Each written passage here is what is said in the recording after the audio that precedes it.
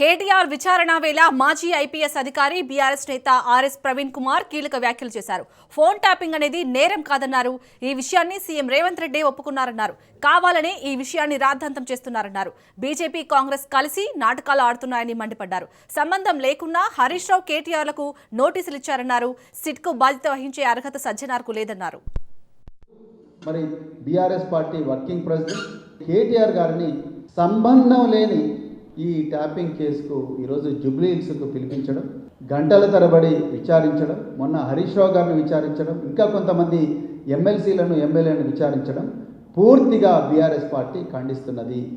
ఈ ట్యాపింగ్ అనేది నేరం కాదు అనేది తెలంగాణ ప్రజలందరూ కూడా గుర్తించాలి. ఈ ట్యాపింగ్ అనేది చట్టబద్ధమే అని చెప్పి స్వాతంత్రం రాంగమునుపే 1885 సంవత్సరంలోనే ఆనాటి బ్రిటిష్ పాలకులు ఈ ట్యాపింగ్ కోసం ఒక చట్టం రూపొందించారు. భారతదేశం స్వాతంత్రం వచ్చిన తర్వాత కూడా ఈ ట్యాపింగ్ కంటిన్యూ అవుతూనే ఉన్నది. దేశంలో ఉండే కేంద్ర ప్రభుత్వం, దేశంలో ఉండే రకరకాల రాష్ట్ర ప్రభుత్వాలన్నీ కూడా దేశ రక్షణ కోసం, అంతర్గత భద్రత కోసం, ప్రజల శ్రేయస్సు కోసం, టెర్రరిస్టు దాడులు జరగకుండా బయట నుంచి ఈ దేశం మీద అంతర్గత భద్రత కోసం, దేశ భద్రత కోసం ట్యాపింగ్ చేయవచ్చని చట్టమే చెప్తున్నది. ఇది నేరం కాదు. ఆనాడు భారత ప్రధానమంత్రి గౌరవ మన్మోహన్ సింగ్ గారు పార్లమెంటు వేదికగా వారే చెప్పారు, ఈ ట్యాపింగ్ నేరం కాదు, దేశ రక్షణ కోసం ట్యాపింగ్ చేయవచ్చు అని వారు చెప్పారు. ఆనాడు దివంగత రతన్ టాటా గారు ఫోన్లు ట్యాప్ అవుతున్నాయని చెప్పిన వెంటనే మరి మన్మోహన్ సింగ్ గారు దేశ భద్రత కోసం మేము 9000 ఫోన్లు ట్యాప్ చేశాము, 500 ఈమెయిల్స్ మేము ప్రతి నెల కూడా మానిటర్ చేస్తున్నామని దివంగత ప్రధాని గౌరవ డాక్టర్ మన్మోహన్ సింగ్ గారే చెప్పారు.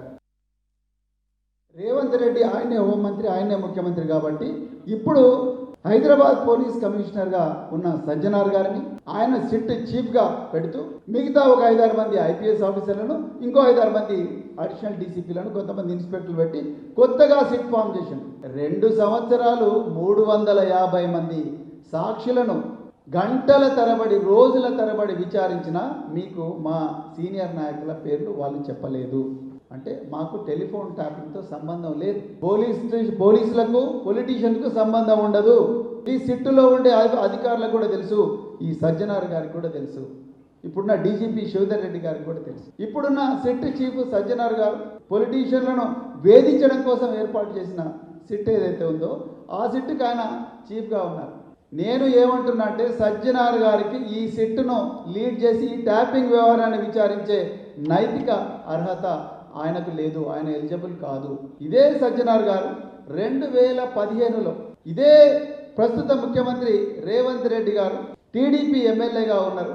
మరి ఆనాడు ఎమ్మెల్సీ ఎవరైతే స్టీవెన్సన్ ఉన్నాడో స్టీవెన్సన్కు 50 లక్షల నోట్ల కట్టలు ఇచ్చి ఓటు కొనుక్కోవడానికి, ఎమ్మెల్సీ వేం నరేందర్ రెడ్డి ఎమ్మెల్సీ కోసం ఓట్లు కొనుక్కోవడానికి లంచం ఇస్తున్న కేసులో పట్టుబడ్డాడు.